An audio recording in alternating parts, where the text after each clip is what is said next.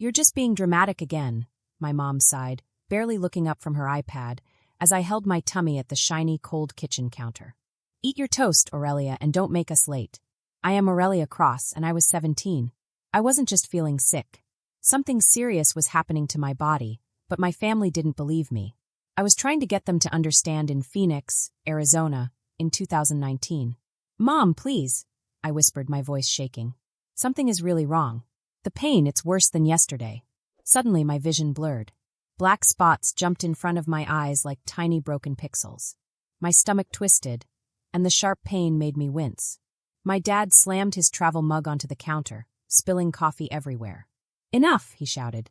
You're done with these attention-seeking games. You've already ruined 2 mornings this week. I tried to stand. I wanted them to see that I wasn't lying, that this wasn't a game. But my knees gave out. I fell hard onto the floor, the kitchen stool clattering beside me. My mom just rolled her eyes. And the Academy Award goes to, she muttered under her breath. My 14-year-old brother, Kieran, froze in shock with his spoon in the air. He looked worried and confused. My parents had taught him I was a drama queen, always looking for attention. That had been my life for almost a year.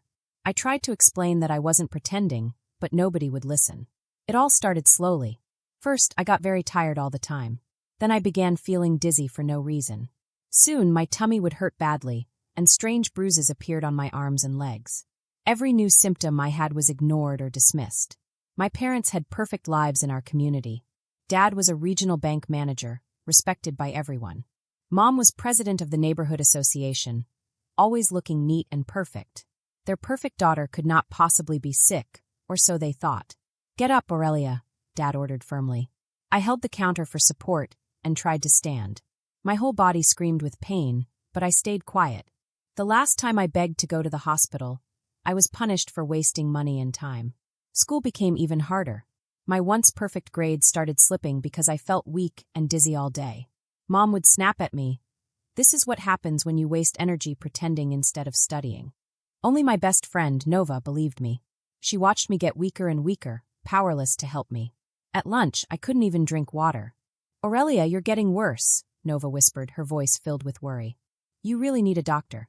They won't take me, I said flatly. They think I'm faking. Then a sharp, searing pain exploded in my stomach. I tried to stand, but the world spun around me like a carousel. My lunch tray crashed to the floor with a loud clatter. The last thing I heard was Nova screaming my name before everything went black. I woke up in the school nurse's office. The bright fluorescent lights above me made everything blurry, and I felt dizzy and weak. Mrs. Vesper, our school nurse, hovered over me, her face worried. Aurelia, I called your parents, she said firmly. This time they are going to listen. 20 minutes later, my parents arrived. Their faces were tight with irritation, not worry. We are so sorry about this, my mom said, smoothing her blazer and forcing a polite smile. Aurelia has been. Mrs. Cross, Mrs. Vesper interrupted sharply. Your daughter's blood pressure is dangerously low. She has severe anemia. And look at these bruises on her arms. They are not normal. I cannot let her leave without medical attention. My father's jaw clenched. Are you threatening us? No, Mr. Cross. I am protecting your daughter. Either you take her to the hospital now, or I call an ambulance. For the first time, I saw doubt in their perfect, controlled faces. Fine, Dad snapped. We'll take her. But if they say there's nothing wrong, you'll be hearing from our lawyer. The car ride to the hospital was silent and tense. Mom muttered about attention-seeking behavior, while Dad gripped the steering wheel so hard his knuckles turned white. I sat in the back seat, feeling waves of nausea. I silently prayed that anyone would finally believe me. At the ER, a doctor immediately ordered blood tests. My parents perched stiffly in the corner, scrolling on their phones, already rehearsing angry speeches about wasting time. When the doctor returned, his face was serious, not annoyed. Mr. and Mrs. Cross, he said slowly, we need to talk about your daughter's results. Even my father straightened at the sound of his tone. For the first time in nearly a year, I saw real fear in their eyes. Aurelia's blood work shows severe problems, the doctor continued. Her white blood cells are dangerously high. Platelets are critically low. My mom blinked rapidly. What? What does that mean? The doctor's eyes softened when he met mine. We need to admit her immediately. These results are consistent with leukemia. The word hit me like a thunderclap. Leukemia. The thing I had been afraid of every night. every time my tummy hurt, every time I felt dizzy. My parents rolled their eyes at first, but their expressions quickly changed. My father turned pale. "This is ridiculous," he snapped.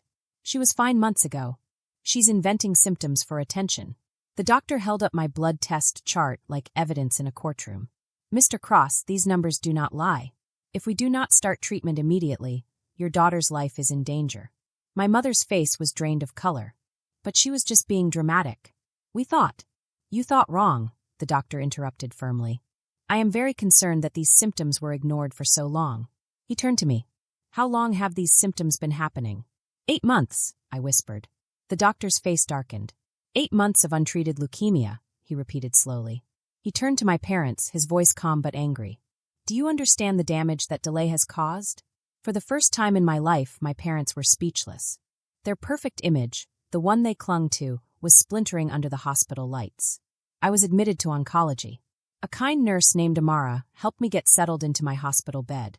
Her voice was soft and warm. "We're going to take care of you now, sweetheart," she said gently, glancing at my bruised arms and pale face. My phone buzzed on the tray beside me. It was Nova. I knew something was wrong. With trembling hands, I typed back, "You believed me." That was enough. My parents sat silently in the corner, looking small and lost, almost like strangers in their own skin. My mom's mascara had streaked down her cheeks from crying, and my father, usually so commanding, was slouched and quiet. The oncologist, Dr. Linnea, came into the room with a clipboard. "Aurelia, we are starting aggressive chemotherapy tonight," she said gently. "The cancer has progressed significantly because it was ignored." My father opened his mouth to speak, but Dr. Linnea lifted her hand. "Mr. Cross, listen carefully. If Aurelia had received care when her symptoms began, this conversation would be very different." Her words hit me like a physical blow. My mother broke down sobbing. My father's face turned gray. "I tried to tell you," I whispered through tears. "I begged you to believe me." That night, surrounded by the rhythmic beeping of machines, my little brother Kieran tiptoed into the room, his eyes wide with fear. "And me," he whispered, using my childhood nickname. I managed a faint smile, even as tears slid silently down my cheeks. If you want to know what happens next, the moment my parents finally face the truth and the fight for my life truly begins, I thought, this is it. Kieran's voice trembled as he stood by the hospital bed, clutching the straps of his worn backpack. "Mom and Dad said they said you were pretending." I patted the edge of the bed, and he carefully sat down, his knees brushing the sheets. "They were wrong, Ree," I said softly. "I've been sick for a long time." His lip quivered, and then he burst into tears. "I'm sorry. I didn't believe you. They said big sisters do things for attention." I pulled him into a gentle hug, ignoring the ache from my bruised arms and the 4 taped to my skin. "It's not your fault. You're just a kid," I whispered. "They are adults. They should have known better." Outside the door, I could hear my parents' voices rising as they argued with Dr. Linnea about my treatment plan, still clinging to some shred of control. But their voices were different now, cracked with guilt and desperation.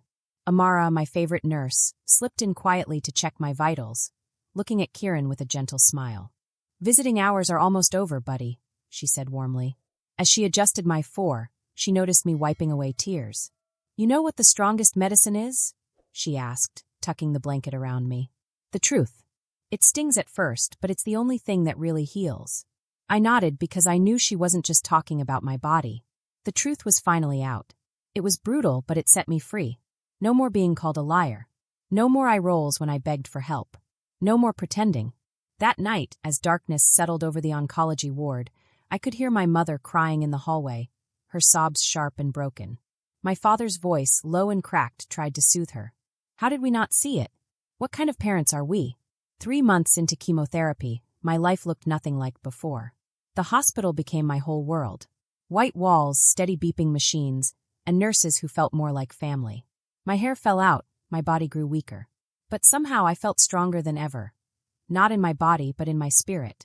Even when I couldn't walk far, even when I had to rest constantly, I felt a new kind of courage. I knew people were finally listening. People were finally helping. I had friends like Nova, and kind nurses like Amara, and doctors like Dr. Linnea who really cared. Even Kieran, my little brother, was brave now. He would sit with me quietly, sometimes just holding my hand, sometimes talking about his day at school. I loved seeing him smile again, even if it was a small, nervous smile. Sometimes the hospital felt lonely. My parents were learning how to be parents all over again, and I understood that. I tried not to be angry. I tried to focus on getting better. Every day I would wake up and look at the machine and think, one more day. I can do this one more day. The nurses became my friends. They would tell me stories about their own lives, make me laugh, and even bring little treats. Amara would sneak me a chocolate sometimes when I felt brave enough to eat it. She always smiled and said, "You're stronger than you know, Aurelia." I started keeping a small journal. I would write down every little thing, what the doctors said, how I felt, and the tiny victories like being able to walk to the bathroom without help or eating a full sandwich without feeling sick. My parents were changing too. They started listening, really listening, when I explained how I felt. They asked questions, held my hand during treatments, and slowly, they became part of my hospital life instead of just being worried about appearances. Even my friends from school came to visit. Nova always brought funny stories to make me laugh, and sometimes we would watch movies together. Those moments reminded me that life outside the hospital still existed. I learned a lot about courage. I learned that sometimes adults make mistakes and sometimes people don't believe you, even when you are telling the truth. But I also learned that people can change, and that the truth will always come out. The chemotherapy was hard. My body ached and I lost my hair. I was tired almost all the time. But I also learned that strength is not about being perfect or strong all the time.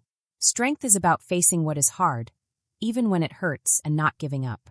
Kieran became my little hero. Every time he came to the hospital, he would bring me little drawings or a toy, or just his company. Sometimes he would sit quietly beside me, holding my hand, and that was enough. I felt like I was not alone anymore. By the end of 3 months, I had learned how to be brave in ways I never imagined. I had learned to fight for myself when no one believed me. I had learned that people can make mistakes, but also learn from them. I had learned that love and care can appear in unexpected places, even in a hospital ward.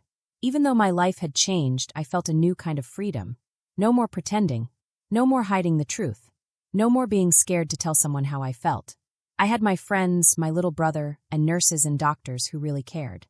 I had a team who would fight for me, and most importantly, I had my own courage.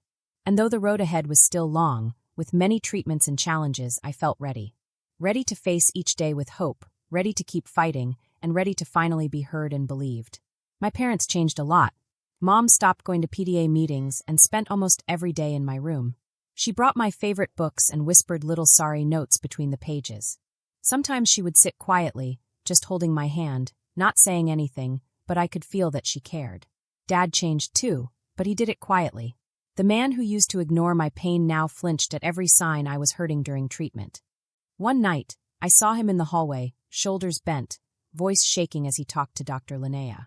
"I failed her," he said, tears falling down his face. "I was supposed to protect her." Dr. Linnea put her hand on his shoulder. "Start protecting her now," she said gently. "The best thing you can do is be there for her. She needs support, not guilt." I watched him nod, looking small and scared, but ready to do better. By then, everyone in our town knew about my sickness. People who used to think my parents were perfect now whispered about them in stores and gave them strange looks at church. It felt weird at first, seeing the way people stared. But something surprising happened. My family began to heal. Not just me, all of us. It was slow, and sometimes messy, but we were learning how to be a real family again. Kieran, my little brother, became my strongest protector. He would rush into my hospital room with messy hair and determined eyes, carrying comic books or desserts from the cafeteria. He never wanted me to feel alone, even if I was tired or in pain. Sometimes he would sit on my bed and read comics out loud, making silly voices for each character, and I would laugh even when my stomach hurt. One day at school, Ronan, a boy in my class, said loudly, "You're faking it." His chin stuck out like he was brave, but he didn't understand anything. I told him he was wrong and needed to learn about cancer, just like Amara taught me. Amara, my favorite nurse, had become more than just someone who gave me medicine. She was like family. She would sit by my bed through the worst nights when nausea and fear made me shake. She whispered, "You're the strongest person in this hospital. And don't you dare forget it." Her voice felt like a warm blanket around me. Then there was Nova, loyal and unstoppable. She brought normal things into my hospital room, like gossip and math homework. She didn't just believe me, she made everyone else believe too. She started a fundraiser at school for cancer research, and even wore a bald cap when my hair began to fall out. Solidarity. she said with a grin. Even in a hospital room that sometimes felt cold and scary, her smile made it feel a little warmer. 6 months into treatment, Dr. Linnea called a family meeting. My parents sat stiffly in the consultation room, holding each other's hands so tight their knuckles were white. They usually hated these updates because they reminded them of all the things they had ignored. But this time Dr. Linnea smiled. "Aurelia is getting better," she said. "The number of cancer cells is decreasing. It's still a long road ahead, but she's fighting hard." My mom cried, happy tears this time. My dad squeezed my hand so tightly it hurt, his voice caught between relief and shame. Then Dr. Linnea said firmly but kindly, "I strongly recommend family counseling. You all need to talk about what happened before Aurelia got sick." For the first time, my parents didn't argue or try to avoid it. They nodded. They let go of the idea of being perfect and agreed to face the truth. The counseling was hard. It made us talk about years of ignoring problems, pretending everything was fine, and being too proud to admit mistakes. But slowly, we started to build something real from the broken pieces. 1 year after my diagnosis, I went to Dr. Linnea for a checkup. My hair was growing back soft and patchy, and my blood work showed something I hadn't dared to hope for: progress. "You know," Dr. Linnea said softly, flipping through my chart, "when you first came in, I was angry at your parents. I've seen neglect before, but rarely from people who clearly love their child. They just cared about the wrong things." I nodded slowly, understanding every word. "They've changed," I whispered. "We all have." That evening, my family crowded into my hospital room to celebrate my clean scan. Kieran handed me a handmade card covered in glitter. It said, "For the strongest sister in the world," in crooked letters. Mom walked in carrying a thermos of homemade soup. It was her way of saying she would stop pretending everything was fine when it wasn't. Dad sat quietly in the corner, never taking his eyes off me. He looked scared that I might disappear. "I'm sorry," he said, voice breaking like glass. "We should have believed you. We should have listened." I reached across the blanket and held his hand. "I know," I said softly. "But you're listening now. Sometimes the hardest truths are the ones that save us." Cancer had destroyed the perfect image my parents wanted to show the world. But in the broken pieces, something real started to grow. We weren't perfect anymore. We were better. We were honest. Amara popped her head in with her warm smile. "Look at you all," she said teasingly. "This is what healing looks like." And she was right. We were healing, not just my body, but everything inside our family that had been broken because we pretended. The truth had set us free, even though it had cost a lot. For the first time in months, I let myself believe that maybe, just maybe, the worst was behind us. The hospital room felt brighter that night. We laughed, shared stories, and even Kieran performed a little dance he made up to make me smile. Mom served the soup, Dad kept refilling our glasses, and I realized we were together in a way we never had been before. The sickness had been hard, scary, and unfair, but it had also shown us what really mattered: love, honesty, and being there for each other. Even when I was weak, I felt strong because my family had learned to be strong together. No more pretending. No more hiding feelings. We could cry, laugh, and support each other. And slowly, we were all healing. The worst had been hard, but it had made us better. We weren't perfect anymore, but we were real. And sometimes being real is better than being perfect.